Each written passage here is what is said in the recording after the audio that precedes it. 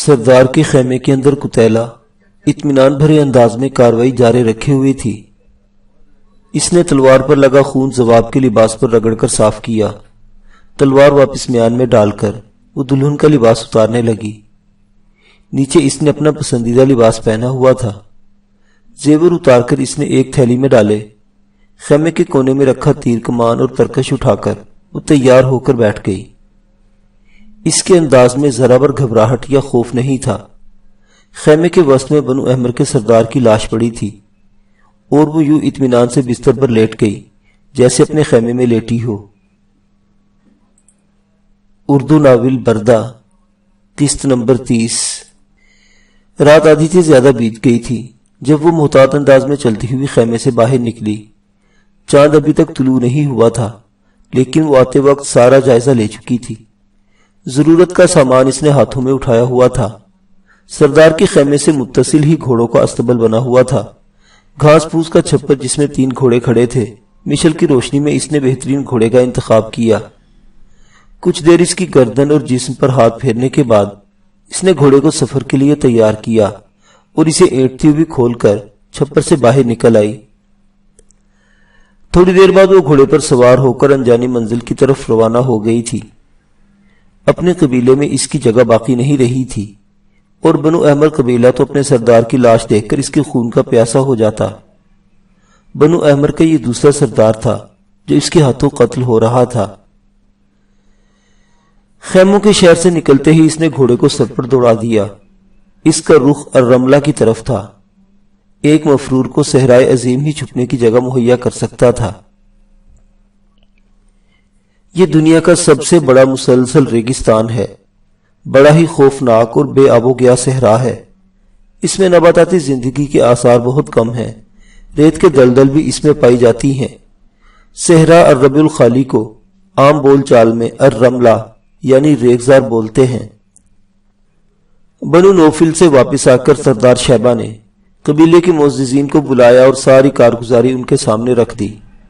وہب بن مرشد نے کہا، گویا بنو نوفل کے سردار کو اپنی کثرت کا کچھ زیادہ ہی زوم ہے۔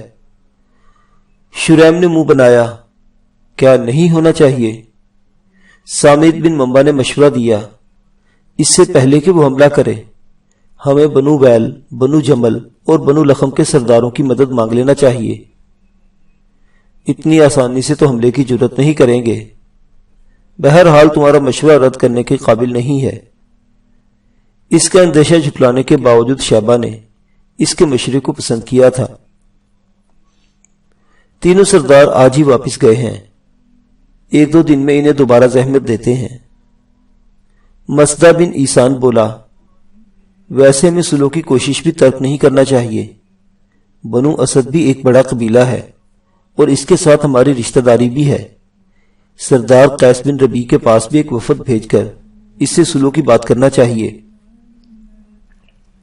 شریم نے نفی میں سر ہلا دیا، بنو اسد کا سردار قیس بن ربیع ہم سے خفا ہے، کیونکہ اس کا بیٹا مضمون بن قیس بھی بادیہ کا امیدوار تھا اور ہم نے رشتے کی لاج رکھ کر اس کے حق میں فیصلہ نہیں دیا تھا۔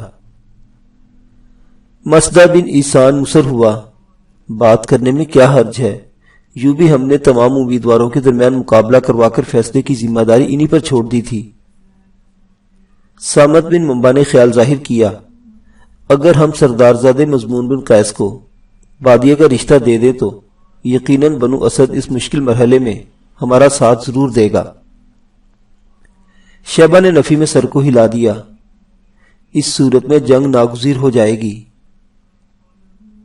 تو ہو جائے، سامت نے کہا، میرا نہیں خیال بنو نوفل جنگ سے باز آئیں گے۔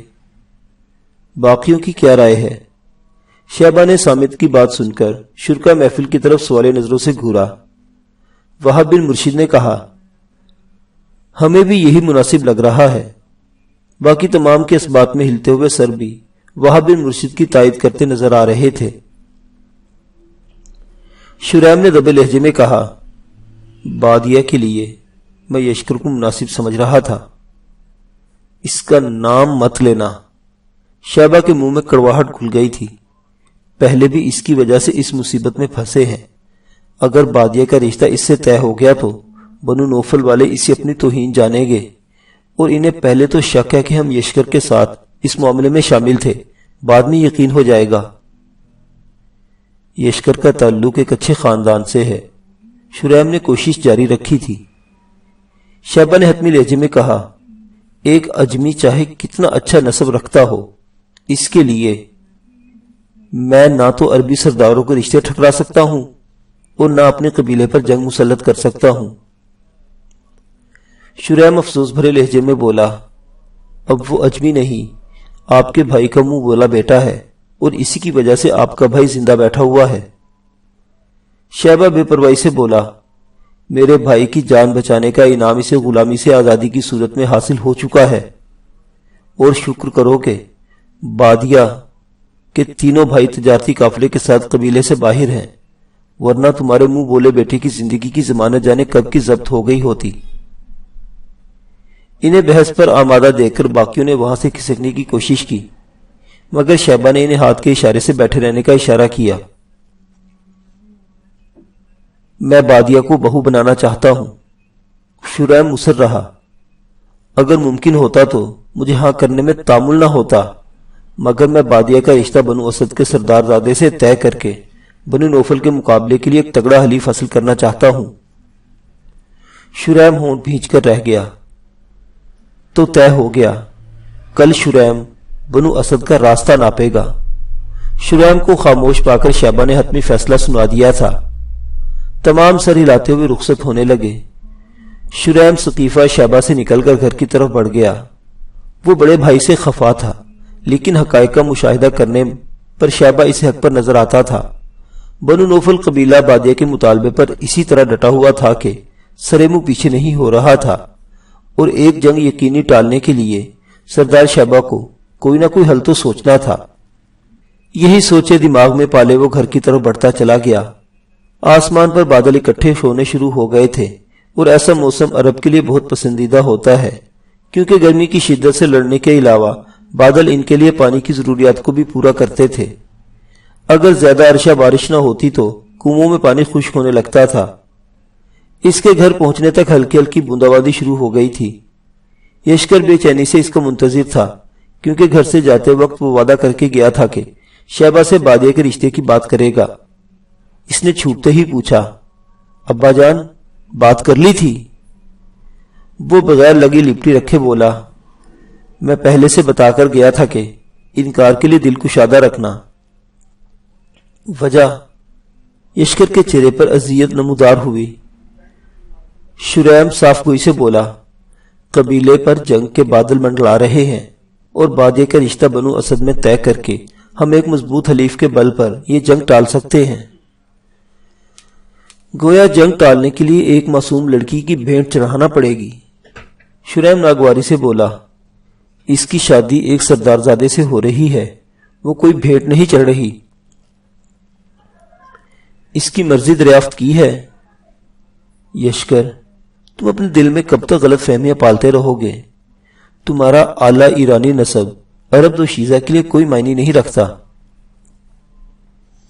پھر ایسا کریں کہ بادیہ کی حصول کی خواہش مند افراد کے لیے ایک شرط مجھ سے مقابلے کی بھی رکھ دیں، میں دیکھوں عرب سردار زادے کتنے سورما ہوتے ہیں۔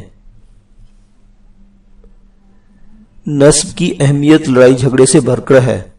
ایک اجمی شاہ سوار بے شک عربی جنگجو کو شکست دے لے گا، مگر ایک عرب دوشیزہ کے لیے پھر بھی عربی جنگجو ہی قابل قبول ہوگا۔ شریم نے اسے آئینہ دکھایا۔ یشکر ہٹ دھرمی سے بولا، میرا نہیں خیال کہ بنو جساسہ والے بنو نوفل اور بنو اسد سے ایک ساتھ ٹکرا لیں گے۔ اس نے واضح انداز میں سردار زادے مضمون بن قیس کو قتل کرنے کا اندیا دیا تھا۔ شریم نے معنی خیز انداز میں جواب دیا، پچھلی بار ہم نے غفلت برتی تھی، اس بار نہ صرف تمہاری نگرانی ہوگی بلکہ سردار زادے مضمون بن قیس کی حفاظت کا بھی خاطر خواہ انتظام کیا جائے گا۔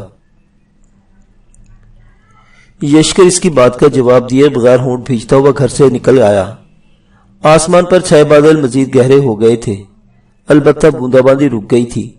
تھوڑی دیر بعد وہ پانی کے کنویں سے ملحق نخلستان کے قریب پہنچ گیا تھا۔ حسب عادت بادیہ وہاں اپنا سہیلیوں کے ہمراہ موجود تھی۔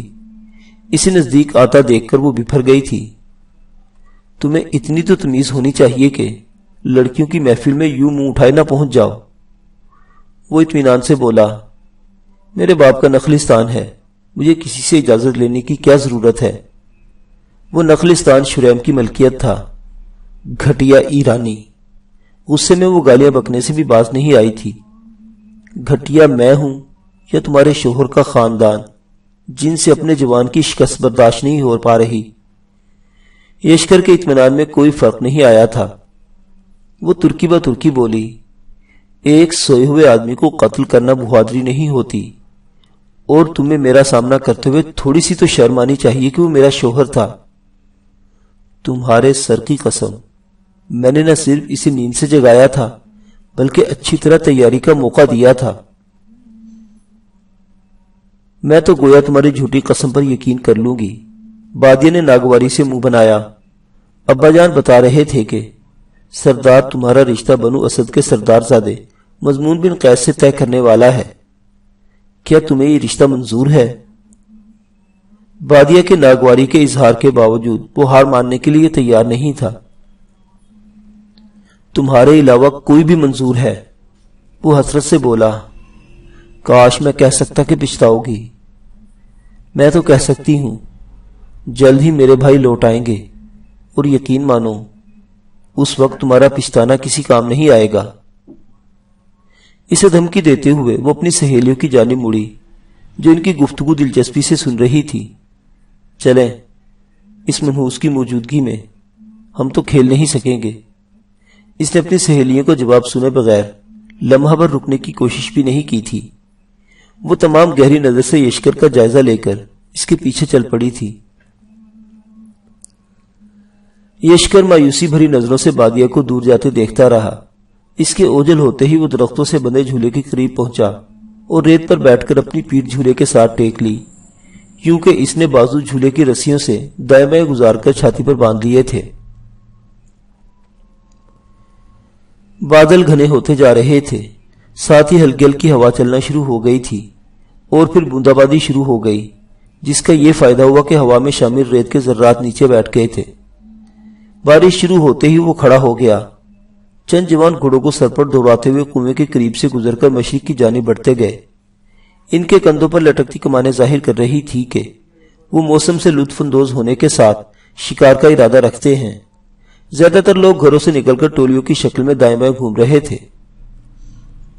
وہاں کافی وقت گزارنے کے باوجود اس نے کوئی خاص دوست نہیں بنائے تھے۔ یوں بھی بنو جساسا آمد کے ساتھ ساتھ اسے بادیہ کا روگ لگ گیا تھا، جس نے اسے کسی دوسرے کام کے قابل نہیں رہنے دیا تھا۔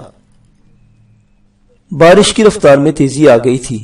ہوا کی وجہ سے پانی کی بوندیں بوچھاڑ کی طرح اس کے چہرے سے ٹکرا رہی تھی۔ وہ بھیگتے ہوئے گھر کی جانب چل پڑا، البتہ سیدھا گھر کا رخ کرنے کے بجائے وہ چکر کاٹ کر شہبہ کے گھر کے سامنے سے گزرا تھا۔ سردار شہبہ کی حویلی سے تھوڑا آگے بڑھتے ہی اس کا نخل تمنا کھل اٹھا تھا۔ سامنے سے بادیہ تیز قدموں سے چلتی اپنی حویلی کی طرف بڑھتی چلی آ رہی تھی۔ کیلا لباس اس کے نوخیز بدن سے چپک کر بہت سارے مخفی رازوں کو آشکارا کر رہا تھا۔ اس نے اوڑھنی کو احتیاط سے جسم کے گرد لپیٹا ہوا تھا، لیکن اوڑھنی بھی گیلی ہو کر اپنی ذمہ داری نبھانے میں ناکام نظر آ رہی تھی۔ اس پر نظر پڑتے ہی یشکر کے قدم ٹھٹک کر رکے اور منہ سے گہرا سانس خارج ہوگا۔ اس نے بھی یشکر کو پہچان لیا تھا، اور یشکر پر نظر پڑتے ہی وہ اپنی حویلی کی دیوار کی طرف سمٹ گئی تھی، یوں جیسے یشکر کی بے باک نظروں سے بچنا چاہتی ہو۔ بے ساختہ اس کے ہونٹوں سے نکلا، بادیہ۔ اپنا نام سنتے ہی ایک لمحہ کے لیے اس کے قدم آہستہ ہوئے، اور پھر اس نے رفتار تیز کرنا چاہی۔ اسی وقت یشکر نے دوبارہ پکارا، بادیہ، بات سنو۔ وہ جانتا تھا بادیہ نہیں رکے گی، اور اگر اس نے بہت زیادہ مہربانی کی بھی تو کوئی تند و تیز بات کر کے آگے بڑھ جائے گی۔ مگر اچانک ہی اس کے قدموں کی حرکت آہستہ ہوئی اور وہ ایک دم رک گئی، البتہ منہ سے اس نے کچھ نہیں بولا تھا۔ یشکر قریب ہو کر گہرا سانس لیا، اس کی خوشبو اپنے رگوں پہ میں اتاری، اور پھر دھیرے سے بولا، شکریہ۔ میں صرف یہ کہنے کو رکی ہوں کہ تمہاری وجہ سے میری بدنامی ہو رہی ہے۔ ابو جان میں اتنا حوصلہ موجود ہے کہ وہ چچا جان کی وجہ سے تمہاری حرکتوں سے صرف نظر کیے ہوئے ہیں، لیکن جب میرے بھائی آ جائیں گے تو ابو جان انہیں قابو نہیں کر سکیں گے، اور حقیقت تو یہ ہے کہ میں کسی صورت تمہارے ساتھ شادی نہیں کر سکتی۔ اگر مجھے مرضی سے شادی کرنے کا موقع مل جائے تب بھی نہیں، اس لیے بہتر یہی ہے کہ میرا خیال دل سے نکال دو۔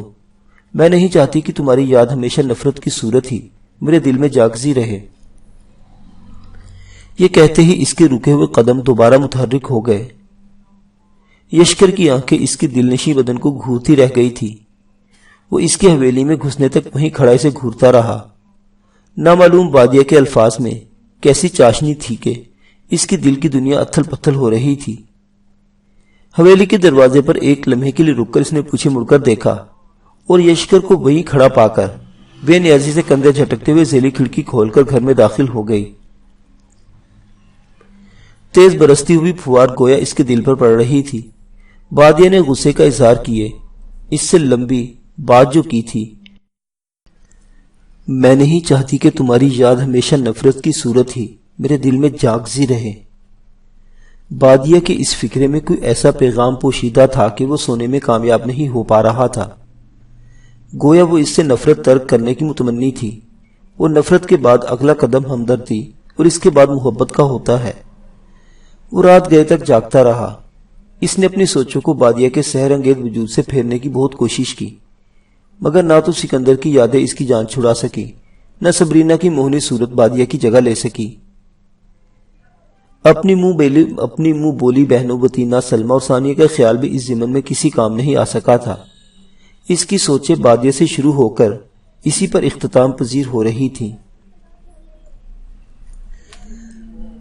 رات گئے اسے فطری تقاضے سے حجرے سے باہر جانا پڑا۔ بارش کی رفتار دھیمی ہو گئی تھی، البتہ بادلوں نے پہلے کی طرح آسمان کو گھیرا ہوا تھا کہ کوئی ستارہ بھی نظر نہیں آ رہا تھا۔ واپس حجرے میں داخل ہوتے وقت اسے اچھی خاصی ٹھنڈ محسوس ہو رہی تھی۔ دروازہ بند کرنے کے لیے اس نے رخ موڑا۔ اسی وقت بجلی چمکی اور اسے یوں محسوس ہوا جیسے اس نے دیوار پر کسی آدمی کا سر دیکھا ہو۔ وہ رک کر غور سے اس جانب دیکھنے لگا۔ اسی وقت بجلی دوبارہ چمکی۔ دیوار کے اوپر ابھرنے والا سر اب پورے جسم میں تبدیل ہو گیا تھا۔ جو کوئی بھی تھا وہ دیوار پر چڑھ کر اندر کی جانب لٹک گیا تھا، اور رات کے وقت گھر میں دیوار پھلانگ کر آنے والا کبھی دوست نہیں ہو سکتا تھا۔ یشکر فوراً بستر کے ساتھ کھڑی تلوار کی طرف لپکا۔ اگلے ہی لمحے سائیکا اس کے ہاتھوں میں تھی۔ وہ بھاگتے ہوئے باہر کو بھاگا۔ دیوار سے کودنے والا شخص حویلی کا دروازہ کھول کر اپنے ساتھی کو اندر بلا رہا تھا۔ ان کی تعداد 5 تھی۔ یقیناً وہ چور تھے۔ شریم کو ہوشیار کرنے کے لیے یشکر نے زوردار آواز میں چوروں کو للکارا، لیکن بجائے ڈرنے کے ان کے ہتھیار بے نیام کرنے کی آوازیں یشکر کے کانوں میں پڑی۔ یشکر نے بھی سائیکا کو بے نیام کر کے لپیٹ لیا اور ڈھال کی طرح بائیں ہاتھ میں پہن لیا تھا۔ اسی وقت شریم مشل لیے حجرے کے دروازے پر نمودار ہوا۔ گھپ اندھیرے میں مشل کی روشنی نے حملہ آوروں کے ہیلوں کو واضح کر دیا تھا۔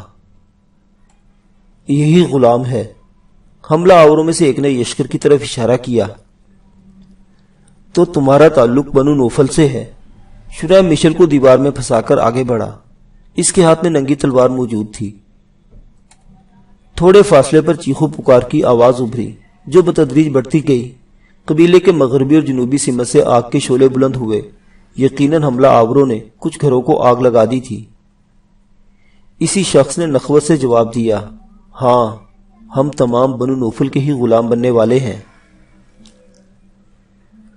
شاید تمہاری بات سچ ہو، مگر یہ دیکھنے کے لیے یقیناً تم موجود نہیں ہوگے۔ یشکر یہ کہتے ہی بجلی کسی تیزی کے ساتھ آگے بڑھا۔ مخالفین بھی تلوار تیار تھے۔ تلواریں سونت کر وہ نیم دائرہ بنا کر آگے بڑھے۔ پہلے آدمی کا وار ڈھال پر روک کر یشکر نے اگلے حملہ آور کا وار جھکائی دے کر خطا کیا، اور تیسرے کے نرخرے کی طرف اس کی تلوار اس صورت سے بڑھی کہ اس کی ششدر آنکھیں اپنے بے سر کا لاشا دیکھ رہی تھی، جبکہ ہونٹ اذیت کی وجہ سے کھل گئے تھے۔ تیسرے نمبر والا وہی تھا جو انہیں غلامی کی خبر سنا رہا تھا۔ اس کی گردن اتارتے ہی یشکر کی حرکت نہیں رکی تھی۔ چوتھے آدمی کی چھاتی میں اس کی زوردار لات لگی۔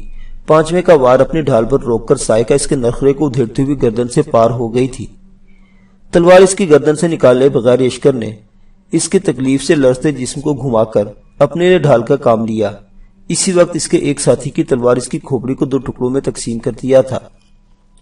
یہ وار یشکر کے جسم پر کیا گیا تھا، لیکن یشکر نے وہ جگہ چھوڑ کر اس کے ساتھی کو وہاں دھکیل دیا تھا۔ تلوار اپنے ساتھی کی کھوپڑی میں گھسے دیکھ کر وہ ایک لمحے کے لیے ٹھٹکا، اور اسی وقت یشکر نے سائکا کو اس کی ساتھی کی گردن سے نکال کر اس کے جسم پر وار کیا۔ بدقت تمام اس نے ڈھال پر یشکر کا وار سہا تھا۔ یشکر ایک وار کر کے رکا نہیں تھا، بلکہ وہ تابڑ توڑ حملے کرتا گیا۔ ان کا آخری ساتھی شریم کے ساتھ برسرے پیکار تھا، اور پھر ایک ساتھی شریم اور یشکر نے اپنی مخالف کے جسم میں اپنی تلواریں گھونپ دی تھیں۔ آخر وہی ہوا جس سے میں ڈر رہا تھا، تلوار حملہ آور کے لباس سے صاف کرتے ہوئے شریم نے تشویش بھرے لہجے میں کہا۔ شریم کی بیویاں باہر نکل آئی تھی، ان کے چہروں پر پریشانی حویدہ تھی۔ یشکر بولا، ہمیں لوگوں کو اکٹھا کر کے مقابلے کے لیے تیار کرنا پڑے گا۔ یہ بدبخت بادیا اور تمہیں لے جانے آئے ہیں، یقیناً سردار کے گھر پر بھی ان کے کچھ افراد پہنچ گئے ہوں گے۔ تم وہاں پہنچو اور بادیا کو ساتھ لے کر نکل جاؤ۔ یشکر تون کرہن بولا، مگر میری ضرورت یہاں زیادہ ہے، یوں بھی بادیا میرے ساتھ جانے پر تیار نہیں ہوگی۔ سردار کو تمہاری بات سمجھ آ جائے گی، کیونکہ تم دونوں کا بنو نوفل کے ہاتھ لگنا ہمارے لیے باعث عار ہے۔ یشکر لجاجت سے بولا، آپ بھی ساتھ چلیں نا۔ شریم نے نفی میں سر ہلایا، اس وقت میرا قبیلے سے نکل بھاگنا بزدلی کے لیے ضرب المثل بن جائے گا، اور میں اپنے ساتھ بزدل کا سابقہ لاحقہ نہیں لگا سکتا۔ آپ میرے لیے ایسی زندگی کا انتخاب کر رہے ہیں جس پر خود موت کو ترجیح دے رہے ہیں۔ تمہاری جگہ اگر میں ہوتا تو بھاگ جانے ہی کوئی ترجیح دیتا، کیونکہ تم دونوں کا دشمن کے ہاتھ آنا ان کی آدھی شکست ہے، ہاتھ نہ آنا ان کی آدھی شکست ہے۔ باقی دشمن اتنی تعداد میں حملہ آور ہو چکے ہیں کہ ان کا مقابلہ کرنا ناممکن ہے۔ اب بس جان دی جا سکتی ہے یا ہتھیار پھینکے جا سکتے ہیں، تیسرا راستہ باقی نہیں بچا۔ بھاگا بھی تو جا سکتا ہے، چند بندے ہی جان بچا کر بھاگنے میں کامیاب ہوں گے، اور مناسب یہی ہے کہ بھاگتے ہوئے مرنے کے بجائے مقابلے کو کر کے موت کو گلے سے لگایا جائے۔ اور جہاں تک تمہارا معاملہ ہے، تم تو فارس جا کر آسانی سے پناہ لے سکتے ہو، بادیہ کو بھی ساتھ لے جانا۔ یہ کہتے ہوئے شریم پھیکے انداز میں مسکرایا، یوں بھی تو تم اسی قبیلے میں بڑے ہوئے ہو، ورنہ تم جیسا جنگجو کب اپنا راستہ علیحدہ کر چکا ہوتا۔ یشکر شاکی ہوا، اگر میں آپ کو ایسا نظر آتا ہوں تو بیٹا کیوں بنایا تھا؟ بحث کو طول دینے کے بجائے بادیہ کو بچانے کی فکر کرو، جتنی دیر کرو گے دشمن کے گھیرے میں پختگی آتی جائے گی۔ اس کے بھائی بھی گھر میں موجود نہیں ہے، اور فی الوقت تم ہی ایسے شاسوار ہو جو بادیہ کو بچا کر محفوظ مقام تک لے جا سکتا ہے۔ یشکر کے دل میں نہ تو بنو جساسا کی محبت بسی تھی، اور نہ اسی قبیلے کی شکست و فتح سے فرق پڑتا تھا۔ اس کے لیے اگر کوئی اہم تھا تو بادیہ کا وجود تھا، اور اس کے بعد شریم اور اس کی بیٹیوں کا نمبر آتا تھا۔ وطینہ، سلمہ و ثانیہ تو یوں بھی محفوظ مقام پر موجود تھی۔ پیچھے شریم رہ جاتا تھا، جو خود بہترین جنگجو تھا، اور اسے یشکر کی دیکھ بھال کی ضرورت نہیں تھی۔ ایک لمحہ سوچنے کے بعد وہ اس بات میں سر ہلاتے ہوئے دروازے کی طرف بڑھا۔ امبر کو ساتھ لے جاؤ، اس سے بہتر سواری کہیں نہیں ملے گی۔ شریم نے اپنی کمید گھوڑے کا نام لیتے ہوئے اسے پیشکش کی، اور یشکر کے دروازے کی طرف بڑھتے ہوئے قدم استبل کی طرف مڑ گئے۔ تھوڑی دیر بعد وہ امبر پر زین ڈالے سردار شیبہ کے گھر کی طرف بڑھ رہا تھا۔ مختلف گھروں میں اسے بنو نوفل کے حملہ آور گھستے نظر آ رہے تھے۔ زیادہ تر گھروں کو آگ لگا دی گئی تھی۔ بنو جساسا کے جنگلوں مقابلہ کرنے میں ناکام صحیح کر رہے تھے۔ قبیلے کے حالات دیکھتے ہوئے سے شریم کا مشورہ نہایت مناسب معلوم ہو رہا تھا، لیکن اس کے ساتھ اسے یہ خوف بھی دامن گیر تھا کہ نامعلوم بادیہ کا کیا حال ہوگا۔ یہ بھی ممکن تھا کہ بنو نوفل والے اب تک اسے پکڑ کر لے گئے ہوں، ایسی صورت میں وہ اسے آزاد نہ کرا پاتا۔ اچانک گلی میں 2 گھڑسوار نمودار ہوئے۔ انہوں نے ہاتھوں میں مشلیں اٹھا رکھی تھی۔ کون ہو تم؟ انہوں نے مشلیں اوپر کر کے یشکر کو پہچاننا چاہا۔ ان کا تعلق بنو نوفل ہی سے تھا۔ گلی میں وہ اس طرح کھڑے تھے، ان سے تعارض کیے بغیر آگے جانا ممکن نہیں تھا۔ اس کا ادراک اسے پہلے سے تھا۔ ایسی صورتحال سے نمٹنے کے لیے وہ ذہنی و جسمانی طور پر بھی تیار تھا۔ ان کے درمیان سے گزرنے کے بجائے وہ دائیں طرف والے گھڑسوار کی طرف سے گزرا۔ اسے بھی یشکر کے انداز سے خطرے کا پتہ چل گیا تھا، مگر اس کی بدقسمتی کہ وہ خطرے کے حجم کا اندازہ نہیں کر سکا تھا۔ اس کا یشکر پر کیا ہوا وار یشکر کے سر جھکانے کی وجہ سے خطا ہو گیا تھا، لیکن اس کی چھاتی پر پہنی ہوئی زیرہ کسی کام نہیں آئی تھی۔ سائکہ کی تیز نوک اس کی تھوڑی کے نیچے گردن سے پار ہو گئی تھی۔ معذرت خواہوں دوست کہ تعارف کرانے کا وقت نہیں ہے، اطمینان سے کہتے ہوئے اس نے مقتول کے گھوڑے کو سائکہ کی نوک چبوئی۔ گھوڑا بدک کر گلی میں بھاگا، اس طرح کہ اس کے مالک کی لاش رکاب میں پاؤں پھنسنے کی وجہ سے گھسٹتی ہوئی جا رہی تھی۔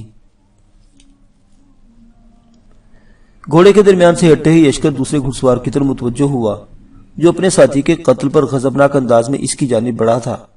اس کے تابڑتوڑ حملوں کو یشکر نے ڈھال پر سہا۔ 3-4 بار خطا کرنے کے بعد ہی اسے موقع مل سکا۔ مخالف کا ہاتھ کلائی سے کٹ کر تلوار کے ساتھ نیچے جا گرا۔ اس کے ہونٹوں سے اذیت بری کرا خارج ہوئی اور اس نے بے ساختہ بائیں ہاتھ سے دائیں کلائی کو تھاما، جس سے خون فوارے کی طرح ابل رہا تھا۔ ایسا کرنے کے لیے اسے مشل ہاتھ سے چھوڑنا پڑی۔ اس کے ساتھ ہی اس نے دونوں ٹانگیں ہلا کر گھوڑے کو بھگانا چاہا۔ سدھایا ہوا گھوڑا تیزی سے آگے بڑھا، مگر بہت زیادہ صورت کے باوجود گھوڑا مالک کے بے سر وجود ہی کو لے کر آگے بڑھ سکا۔ اس کی گردن ہوا میں اڑتی ہوئی دیوار سے جا ٹکرائی تھی۔ اس گھر کے اندر سے عورتوں کی چیخنے کی آوازیں تسلسل سے آ رہی تھی، مگر یشکر کے پاس نہ تو وقت نہ ہونے کے برابر تھا۔ اس صورت سے آگے بڑھ گیا۔ سردار کی حویلی تک پہنچتے ہوئے اس نے 2 اور حملہ آوروں کو کیفے کردار تک پہنچایا تھا۔ سردار کی حویلی کا دروازہ کھلا تھا۔ وہ بگولے کی طرح اندر گھستا چلا گیا۔ حویلی کی وسیع صحن میں سردار شہبہ شیر کی طرح دھاڑتا ہوا بنو نوفل کے حملہ آوروں سے برسرے پیکار تھا۔ 5 حملہ آوروں نے اسے چاروں طرف سے گھیرا ہوا تھا، جبکہ باقی گھر کی 4 عورتوں کو قابو کرنے میں مصروف تھے۔ ان عورتوں میں بادیہ بھی موجود تھی۔ حملہ آوروں نے یشکر کو اپنا ساتھی سمجھا تھا۔ جب تک انہیں حقیقت کا ادراک ہوتا، شہبہ کو گھیرنے والے 5 آدمیوں سے 2 کے سر اور دھڑ کے درمیان سائکہ جدائی ڈال چکی تھی۔ ان میں سے ایک آدمی زخمی سردار کے ساتھ مصروف پیکار رہا، جبکہ 2 آدمی یشور کی طرف متوجہ ہوئے۔ وہ چھلانگ لگا کر گھوڑے سے اترا۔ بادیہ کی چیخیں اور سسکیاں سن کر اس کا دماغ 7ویں آسمان پر پہنچا ہوا تھا۔ قریب آنے والے پہلے حملہ آور کی چھاتی میں زوردار لات رسید کرتے ہوئے اس کی تلوار دوسرے حملہ آور کی تلوار سے ٹکرائی۔ حملہ آور نے تلوار پیچھے کھینچ کر دوبارہ گھمائی۔ اسی اثنا میں یشکر نے گھومتے ہوئے اس کی جانب پیٹ موڑی اور گھٹنوں میں خم دیتے ہوئے یوں نیچے ہوا کہ مخالف کی تلوار زن سے اس کے سر کے اوپر سے گزرتی گئی اور پھر مخالف کے سنبھلنے سے پہلے سائکہ اس کے پیٹ میں شکاف ڈال چکی تھی۔ تلوار کو مروڑ کر یشکر نے اس انداز میں کھینچا کہ اس کے ساتھ مخالف کی انتڑیاں بھی باہر آ گری تھی۔ اس وقت تک پہلا حملہ آور نیچے اٹھ کر دوبارہ حملہ کر چکا تھا۔ یشکر نے 2 وار ڈھال پر روکے اور تیسرے وار سے پہلے اس نے چکر کاٹتے ہوئے یوں سائکہ کو گھمایا کہ اس کی کھوپڑی 2 ٹکڑوں میں بٹ گئی تھی۔ اوپر والا گول حصہ سردار شہبہ کے قدموں میں جا گرا تھا، جو اس وقت تک اپنے مخالف کا بازو کاٹ کر اس کی گردن پر وار کرنے والا تھا۔ یشکر فی الفور بادیہ کی جانب بڑھا۔ برآمدے میں جلتی مشلوں کی روشنی میں اسے بادیہ مخالف سے جان چھڑانے کی کوشش کرتی نظر آ رہی تھی۔ فربہی مائل خوش بدن دوشیزہ کے بدن میں اتنی طاقت موجود تھی کہ وہ اکیلے آدمی کو قابو میں نہیں آ رہی تھی۔ اچانک شہبہ کی بیویوں کو قابو کیے ہوئے حملہ آوروں نے تینوں عورتوں کی گردن پر خنجر پھیرتے ہوئے انہیں تڑپنے کے لیے زمین پر پھینکا اور خود یشکر اور شہبہ کی طرف بڑھے۔ اپنی بیویوں کو قتل ہوتے دیکھ کر ایک لمحے کے لیے شہبہ سن ہو گیا۔ امی جان پکارتے ہوئے بادیہ کے منہ سے بھی زوردار چیخ نکلی تھی۔ اس دوران ایک حملہ آور تلوار نکال کر شہبہ کے قریب پہنچ گیا تھا۔ شہبہ پہلے سے زخمی تھا۔ حملہ آور کے وار کے سامنے اس نے ڈھال پکڑنے کی کوشش کی، مگر اس کی تلوار کی نوک ڈھال کی کھال سے پھسلتی ہوئی شہبہ کی پسلیوں میں پیوست ہو گئی تھی۔ اذیت بھری تیز کرا شہبہ کے منہ سے برآمد ہوئی، مگر اس نے ہمت کا دامن نہیں چھوڑا تھا۔